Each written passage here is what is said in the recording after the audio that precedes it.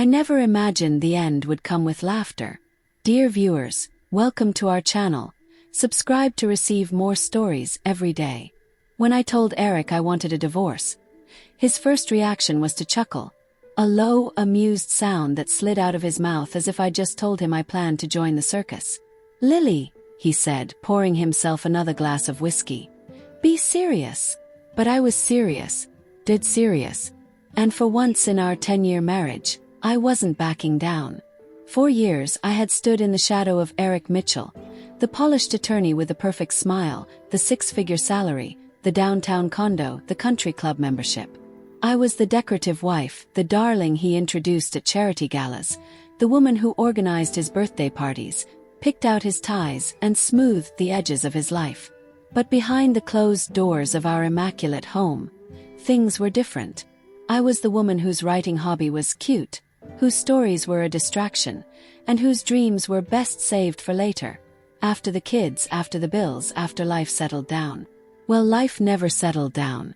And one day, I woke up realizing that the person I had become wasn't someone I even liked. The day I hired a lawyer, Eric laughed again. He came home to find me at the dining table, going through papers. When he saw the attorney's business card, his eyes crinkled at the corners. "You're adorable," he said. "Really, Lily? You think you can afford a divorce lawyer? With what money?" That was his favorite weapon, money. He earned it. He controlled it. He spent it. That was the story of US. And he had no doubt it would stay that way. But Eric didn't know everything. For 2 years, I'd been working on a memoir. It started as therapy, a way to spill my frustration onto pages late at night after he stumbled in from drinks with clients or poker with the boys. But the more I wrote, the more the voice inside me sharpened. My quiet frustrations turned into chapters. My observations, my heartbreak, my sense of loss, they became something real. Last fall, I sent the manuscript to a publisher, half hoping, half dreading I'd never hear back. Then came the call. They loved it. They wanted it. And they offered an advance that made me dizzy. $400,000. I hadn't told Eric. Not because I was scared, though part of me was, but because I wanted something that was mine. Purely mine. For once in my life. By the time I filed for divorce, the contract was signed, the first installment wired to a new account in my name, and the final draft was in editing. But Eric, in his arrogance, was too busy gloating to notice. "Lily, I've got a killer prenup," he smirked at the lawyer's office. "You'll get the car, maybe the apartment. But cash. Forget it. You have no income, no prospects, and no clue." I almost pitied him. Almost. The weeks that followed were a blur of legal meetings, paperwork, and terse text messages. Eric kept the facade up in public. At dinner parties, he brushed off questions with a charming grin. "We're splitting amicably," he told his friends, as if the divorce were some chic lifestyle choice. Behind closed doors, though, he was brutal. He froze credit cards, shut down joint accounts, and hinted that I should start packing soon. But I stayed calm. I met with my lawyer Olivia every week, kept writing, and every time Eric tried to cut me down, I reminded myself, "You're not the helpless woman he thinks you are." One night, a month before the settlement hearing, Eric stormed into the apartment. "I heard you're asking for spousal support," he sneered. "Are you insane, Lily? You have no leverage." I looked up from my laptop, where I was finishing the final author edits. "I wouldn't be so sure about that," I said quietly. He laughed again. That was the last time. The night before court, I barely slept. Not because I was afraid, I wasn't, but because the moment I had waited for was finally here. Olivia was calm and focused when I met her at the courthouse. "Are you ready?" she asked. I took a deep breath. "Yes." Eric strolled in with his lawyer, smug as ever, tapping away on his phone. We sat across from each other in the courtroom, waiting for the judge. Eric leaned back in his chair, shooting me a smirk. "Look," he whispered, "why don't we just settle this quietly? I'll give you the apartment and the car, you go away happy, and we both move on." I tilted my head. "No." His smile faltered just a little. The hearing began, and for the first hour, everything went as expected. Eric's lawyer laid out the prenup. Olivia countered with evidence of Eric's hidden assets. But Eric stayed calm, confident he'd win. Then came our turn. Olivia stood, adjusting her glasses. "Your Honor," she said, "before we proceed with the asset division, we'd like to submit documentation of Ms. Mitchell's current and projected income." Eric's head jerked up. "What income?" he muttered to his lawyer. I watched silent. Olivia handed over the publishing contract, the advance, the royalty projections. The judge raised an eyebrow. Eric leaned forward, confusion darkening his features. His lawyer skimmed the paperwork, then shot him a look. "Mr. Mitchell," the judge said dryly, "it appears your wife is no longer without income. Quite the opposite." Eric's face went pale. In the hallway after, I walked past him without a word. He grabbed my arm. "Lily, what the hell is this? Turn calm." "It's my book," I said softly. "About us. About this. About everything you thought no one would ever know." His mouth opened, closed. "I'll see you at the settlement," I added. And then I walked away, heels clicking on the marble floor, feeling taller than I ever had in my life. I remember the exact moment Eric's smirk cracked. It wasn't when the judge announced the date for the settlement hearing. It wasn't even when Olivia handed over the publishing contract. It was the moment Eric realized I wasn't his anymore. Not in the courtroom, not in the house, not in his world. From the moment I stepped out of that courthouse, I felt the first breath of freedom I hadn't tasted in a decade.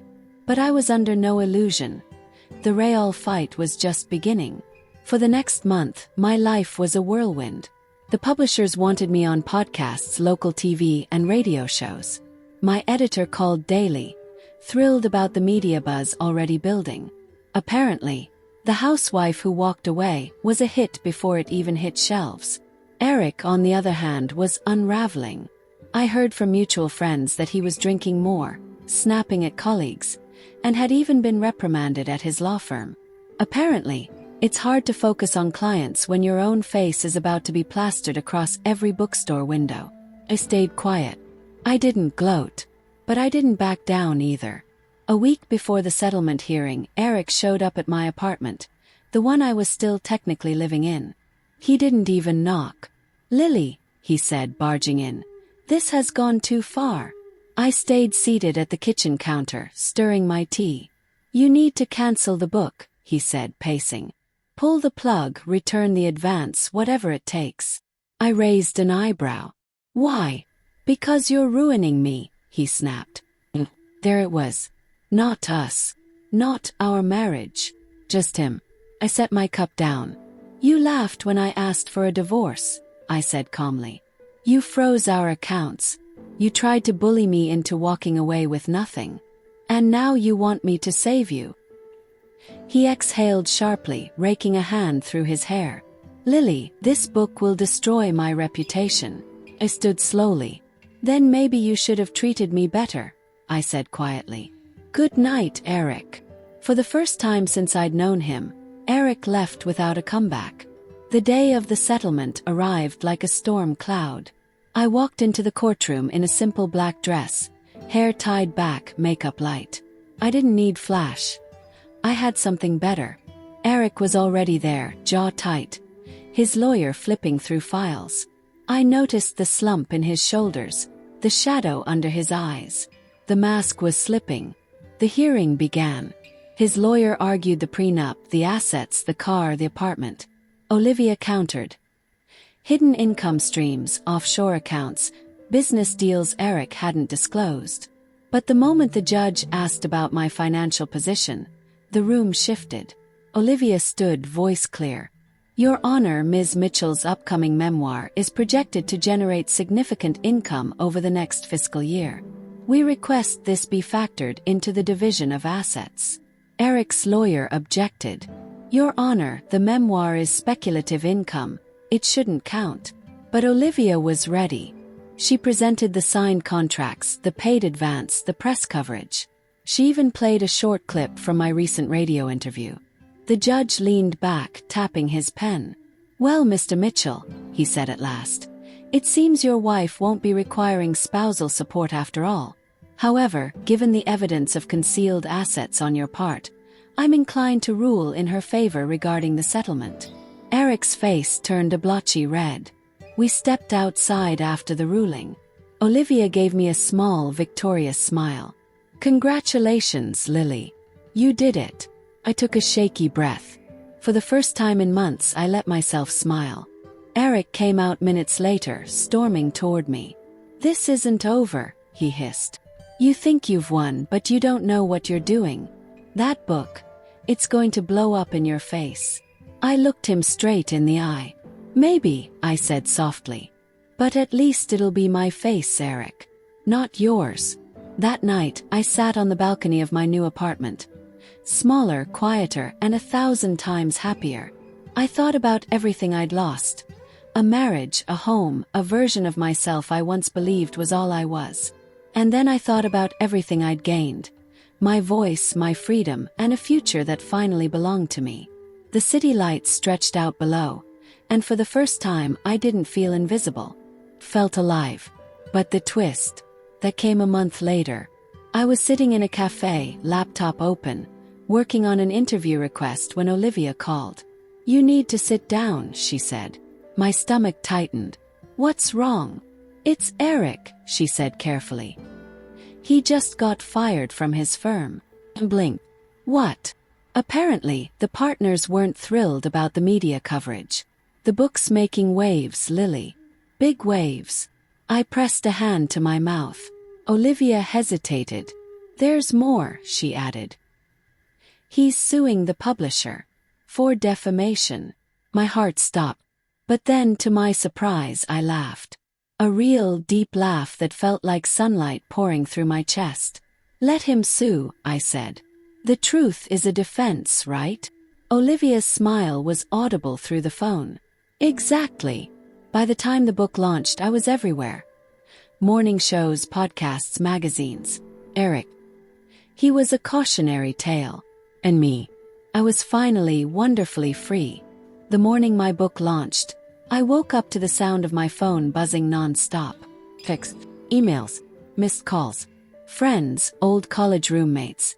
Even people I hadn't spoken to in years were messaging me. "Saw you on TV. Your interview was amazing." He must be losing his mind right now. I pulled the covers over my head, heart pounding. Not from fear, but from something I hadn't felt in years. Exhilaration. I rolled out of bed, padded into the kitchen, made coffee, and sat by the window. Below, a delivery truck rolled by. On the side, a billboard ad for my book. Life After Perfect. One woman's escape from the marriage everyone envied. My face. Name. My story. I never wanted fame. But I wanted to matter. And now, for the first time, I did. Not as Eric's wife, but as Lily Mitchell. Of course, Eric didn't go quietly. A week after the launch, I received notice that he'd filed a defamation suit against the publisher and me. Olivia called calm as ever. "He's trying to scare you," she said. "We're ready for this." I swallowed hard. "I'm not backing down," I told her. "I know," she said with a smile in her voice. "That's why you're winning." While Eric flailed in court, the media had a field day. Articles dissected our marriage. TV hosts invited me to talk about narcissistic partners and reclaiming power. Bookstores couldn't keep copies on the shelves. And in the middle of all of it, I started receiving something I hadn't expected. Letters, emails, messages from women. Some strangers, some acquaintances, pouring their hearts out. "Thank you for telling your story. I thought I was the only one. You gave me the courage to leave." For every headline about Eric's lawsuit, there were 10 messages from women finding their voices because I'd found mine. But the real twist, it wasn't the lawsuit. It wasn't the media storm. It was what I discovered purely by accident, one rainy afternoon. I was cleaning out an old storage box when I found it. A thin, leather-bound journal. Eric's journal. Back when things were good, before law school, before money, before the arrogance. He'd written in it, poems, plans, little dreams. I sat on the floor, rain tapping the window, and read. It hit me like a punch to the gut. He hadn't always been the man I'd left. There had been love once, real love. And somewhere along the way, it had curdled into ambition, ego, and control. I closed the journal softly. And for the first time since the divorce, I felt something unexpected. Not anger, not triumph, sadness, not for the man Eric became, but for the man he could have been. The lawsuit crumbled in court. His lawyers withdrew after Olivia produced a stack of evidence, texts, emails, witness accounts, that corroborated every story in the book. The judge dismissed the case with prejudice. By then, Eric had lost his job, his standing in the legal community, and most of his friends. I never gloated. Not once. But I didn't save him either. Months passed. I moved to a new city. Bought a small house near the ocean. I signed another book deal, this time a novel. One evening, as I walked along the beach, my phone rang. I didn't recognize the number. I almost let it go to voicemail, but something made me answer. Lily. The voice was quiet, rougher than I remembered. Eric. For a moment I didn't speak. I just wanted to say congratulations, he said haltingly. I read the book. My heart twisted. Thank you, I said softly. There was a long pause. I was a bastard to you, he said. I know that now. I stared at the waves. I know, I whispered. I'm sorry. The words fell between us like stones in water, rippling out, touching places I hadn't let myself feel. Take care of yourself, Eric, I said gently. And then I hung up. That night I wrote in my journal. Not about revenge. Not about triumph. But about forgiveness. Not for him. For me. Because in the end I realized walking away wasn't the real victory. Becoming myself was. As the sun rose the next morning, I stood on the porch, coffee in hand, watching light spill over the water. And for the first time in my life, I didn't wonder what Eric was thinking, or what anyone expected of me. To just breathe, free. Finally, wonderfully free. Dear viewers, thank you for watching. If you like this story, please subscribe to our channel to receive more stories every day. Share with us what you think of this story and tell us where you're watching from.